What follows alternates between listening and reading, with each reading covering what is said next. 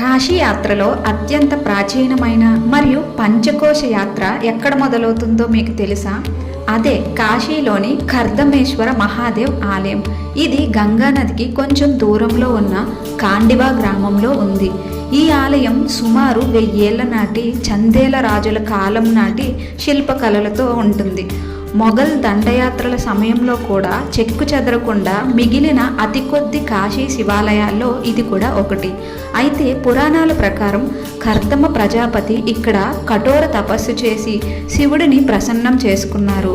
అందుకే ఇక్కడున్న కర్దమ కుండెల్లో స్నానం చేస్తే పాపాలు తొలగుతాయని భక్తుల నమ్మకం. మీరు కాశీ వెళ్తే రద్దీగా ఉండే ప్రధాన ఆలయాలే కాకుండా ఈ ప్రశాంతమైన మరియు చారిత్రక క్షేత్రాన్ని తప్పకుండా సందర్శించండి. ఓం నమః శివాయ. ఈ వీడియో నచ్చితే ఒక లైక్ చేసి మరిన్ని ఇంట్రెస్టింగ్ వీడియోస్ కోసం మన ఛానల్ని తప్పకుండా సబ్స్క్రైబ్ చేసుకోండి. అలాగే ఈ వీడియో పూర్తిగా చూసినందుకు ధన్యవాదాలు.